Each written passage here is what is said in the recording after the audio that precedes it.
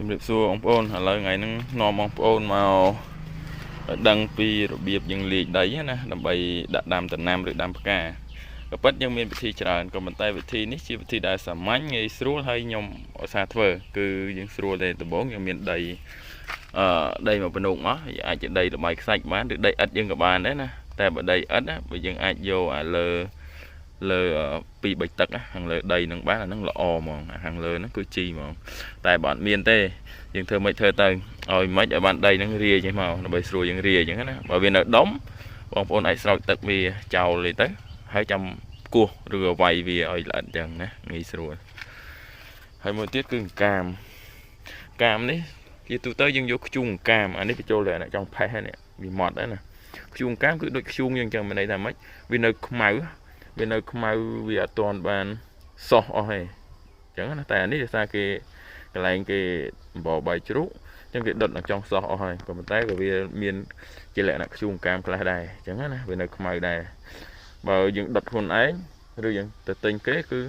ចេញមកវានៅកាមមានន័យថាម៉េចមានន័យថាវានៅខ្ជូងហ្នឹងមានន័យថាវានៅក្របដូចអស់អញ្ចឹងណា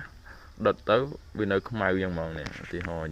ចឹងណានៅក្របខ្មៅយ៉ាងហ្មងតែបើសោះអស់ហើយអាហ្នឹងវាទៅជាផេះកាមហើយយើងនៅតែប្រើបានគាត់ថាវាមិនល្អដូចខ្ជូងណាផេះវារៀងប្រៃខ្ជូងវាអត់ប្រៃទេហើយវាមានសារធាតុចិញ្ចឹមច្រើនអញ្ចឹងតែអានេះមើលទៅវាមិនទាន់ទៅសោះអីណាស់ណាដែរបើផេះមែនទេណាសោះឡើងមើលទៅឃើញប្រផេះឬសហ្មងតែអានេះមើលទៅខ្មៅច្រើនអញ្ចឹងអាចទទួលយកបានដែរតែបញ្ជាក់បើអាចយកខ្ជូងកាមអាខ្មៅណាក្របហ្នឹងល្អមែនទេចឹងយើងលាយតែពីរហ្នឹងទៅក៏ពិតយើងអាច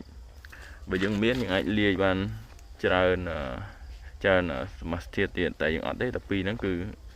ខ្ញុំប្រើជាទូទៅអញ្ចឹងណាអញ្ចឹងបើតាមតែខ្ញុំលាយតាមជាក់ស្ដែងសពដងដាំដំណាំដាំផ្កាឬលាយដាំអីខ្ញុំច្រើនតែប្រើ50-50អញ្ចឹងណាអញ្ចឹងឧទាហរណ៍បើដី5បកីខ្ញុំប្រើពួកខ្ជូងកាមហ្នឹង5បកីដែរអញ្ចឹងណាហើយវារៀងធូរបន្តិចអញ្ចឹងណាលើសលុះគ្នាតិចតួចអត់អីអញ្ចឹងណាតែតាមពិតយើងអាចបន្ថែមដូចជាលមួកគោដែលក្រៀមហើយយើងវាយឲ្យម៉ត់ឬក៏អ្នកខ្លះគេដាក់សម្បកស្ដៃដីដែលម៉ត់ឬក៏កាមពុកឬក៏កតិចកទីកប៉ោះគោកអីបន្ថែមកាន់តែល្អតែយើងអត់មានទេ